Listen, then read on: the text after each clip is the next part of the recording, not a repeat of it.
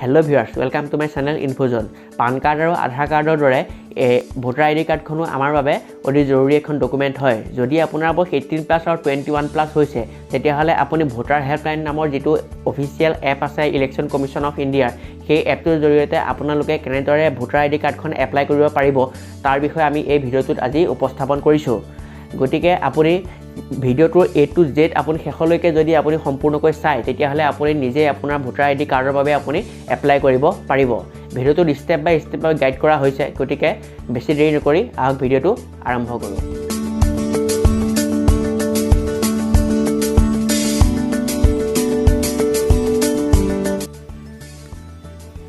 Voter card বনাবলৈ হ'লে আপোনালোকে প্ৰথমতে প্লে ষ্টৰত গৈ পেলাই ভোটাৰ হেল্পলাইন বুলি এটা এপ আছে যিটো election commission of India officially launch কৰিছিলে। সেই এপটো আপোনালোকে ইনষ্টল কৰি ল'ব। যিহেতু মই আগতে ইনষ্টল কৰা আছে গতিকে মই অপেনত ক্লিক কৰিম।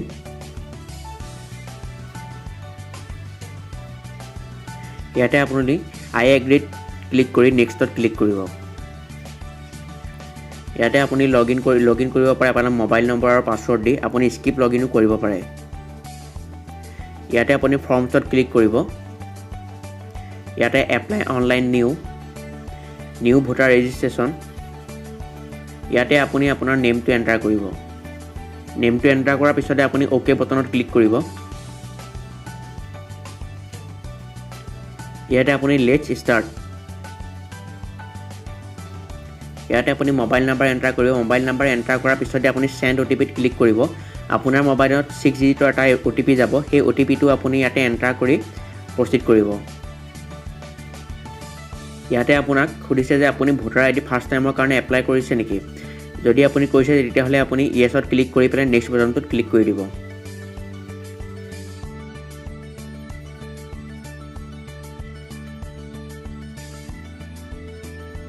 ছেকেণ্ড হৈছে আপুনি চিটিজেন অফ ইণ্ডিয়া হয়নে নহয়। যদি চিটিজেন অফ ইণ্ডিয়া হয় তেতিয়াহ'লে আপুনি ইয়াতে ফাৰ্ষ্ট অপশ্যনটোত ক্লিক কৰিব ৰিজাইডিং ইন ইণ্ডিয়া, আৰু যদি আপুনি বাহিৰৰ হয় তেতিয়াহ'লে আপুনি ৰিজাইডিং আউটছাইড ইণ্ডিয়াত আপুনি ক্লিক কৰিব।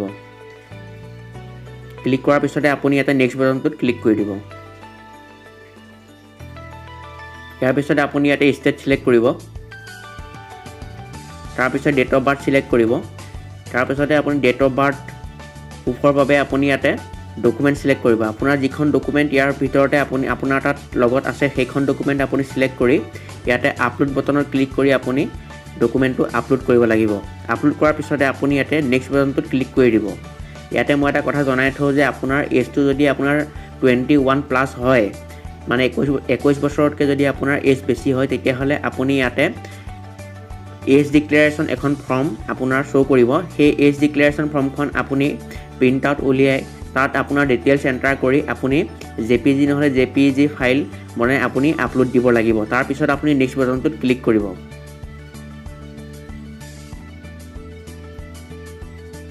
নেক্সট বাটনত ক্লিক কৰাৰ পিছতে আপুনি ইয়াতে পাৰ্চনেল ডিটেইলছ ফিল আপ কৰিব লাগিব। প্ৰথমতে আপুনি আপোনাৰ ফটোখন আপলোড কৰিব। তাৰপিছতে আপুনি জেণ্ডাৰ চিলেক্ট কৰিব। আপোনাৰ নেম ইয়াতে আপুনি এণ্টাৰ কৰিব। নেমটো এণ্টাৰ কৰাৰ পিছতে আপুনি লোকেল লেংগুৱেজত তলত অট'মেটিক আহি যাব।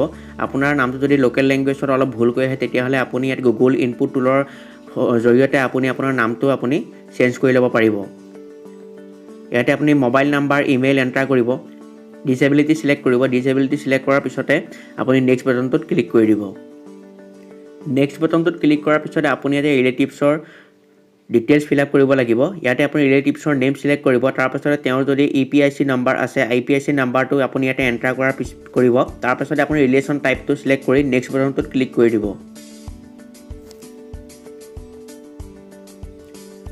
নেক্সট বাটনটোত ক্লিক কৰাৰ পিছতে আপুনি আপোনাৰ এড্ৰেছ ডিটেইলছ ফিল আপ কৰিব লাগিব। এড্ৰেছ ডিটেইলছত আপুনি house number, street, village, post office, pincode, area type select কৰিব। ইয়াতে আপুনি এছেম্বলি কনষ্টিটুৱেঞ্চিটো চিলেক্ট কৰিব। চিলেক্ট কৰাৰ পিছতে আপুনি এড্ৰেছ প্ৰুফো আপুনি ইয়াতে আপলোড কৰিব লাগিব। এড্ৰেছ প্ৰুফৰ বাবে আপোনাৰ যিকেইটা ডকুমেণ্ট ইয়াতে আপলোড কৰিব পাৰিব সেইকেইখন ডকুমেণ্ট ইয়াতে আপোনাৰ শ্ব' হৈছে। গতিকে ইয়াতে আপুনি আপোনাৰ লগত যিখন ডকুমেণ্ট আছে এড্ৰেছ প্ৰুফৰ বাবে সেই ডকুমেণ্টখনৰ মতে আপুনি আপলোড কৰিব লাগিব।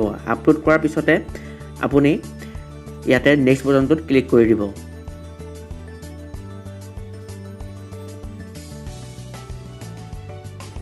নেক্সট বাটনটোত ক্লিক কৰাৰ পিছতে ইয়াতে আপোনাৰ ডিক্লেৰেশ্যন আহিব যে ডিক্লেৰেশ্যনত আপুনি যিখিনি ঠাইত আছে সেই ঠাইখিনিত আপুনি কিমান দিনৰ পৰা আছে সেই ডেট টাইম আৰু ইয়াৰটো ইয়াতে আপুনি সিলেক্ট কৰি ওকে কৰি দিব তাৰ পিছতে ইয়াতে আপুনি নেম অফ দা এপ্লিকেণ্টজনৰ নেমটো এণ্টাৰ কৰিব তাৰ পিছতে তেওঁ যিখিনি ঠাইত থাকে সেই ঠাইখনৰ বা টাউনখনৰ ইয়াতে আপুনি নেমটো এণ্টাৰ কৰিব প্লেছখনৰ নামটো এণ্টাৰ কৰিব এণ্টাৰ কৰাৰ পিছতে আপুনি ডান বটনটোত ক্লিক কৰি দিব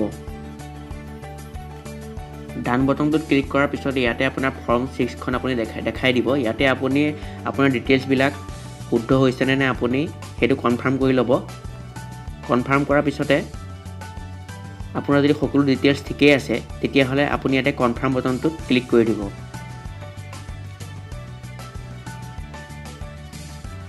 voter ID registration successfully complete হোৱাৰ পিছতে আপুনি এনে ধৰণৰ এটা পপআপ নটিফিকেশ্যন দেখা পাব ইয়াতে আপুনি এটা ৰেফাৰেন্স আইডি আপোনাৰ জেনাৰেট হৈছে সেই ৰেফাৰেন্স আইডিটো আপুনি ফিউচাৰ ৰেফাৰেন্সৰ কাৰণে আপুনি নোট কৰি থৈ দিব আপুনি এই ৰেফাৰেন্স আইডিটোৰ জৰিয়তে আপুনি আপোনাৰ ভোটাৰ আইডিখনৰ ষ্টেটাছ আপুনি চেক কৰি থাকিব পাৰিব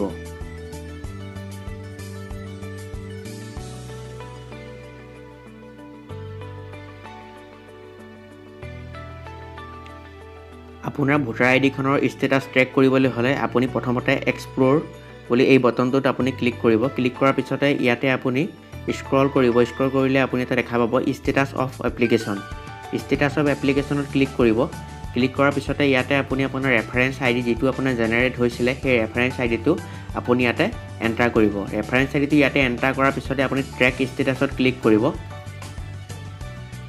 ইয়াতে চাওক আপুনি আপোনাৰ ষ্টেটাছটো ইয়াতে আপুনি গম পাই থাকিব ইয়াতে যেহেতু মই জাস্ট সাবমিট কৰিছো মোৰ এপ্লিকেশ্যনখন গতিকে ইয়াত সাবমিটেড দেখাই আছে ইয়াৰ পিছতে আপোনাৰ BLO এপইন্টমেন্ট লব তাৰ পিছতে ফিল ভেৰিফাইড হ'ব আৰু লাষ্টত একচেপ্ট অৰ ৰিজেক্ট হৈ আপোনাৰ তাত আপুনি ভোটাৰ আইডিখন আপুনি পাই যাব ভোটাৰ আইডি কাৰ্ড এপ্লাই হোৱাৰ পিছত 3 মাহৰ ভিতৰত আপুনি বাই পোষ্ট আপোনাৰ ঘৰতে আপুনি ভোটাৰ আইডি কাৰ্ডখন পাই যাব যদি ভিডিঅটো চাই ভাল পালে দেন লাইক কমেন্ট আৰু শ্বেয়াৰ কৰিব আৰু চেনেলটো সাবস্ক্ৰাইব কৰিব নাপাহৰিব ধন্যবাদ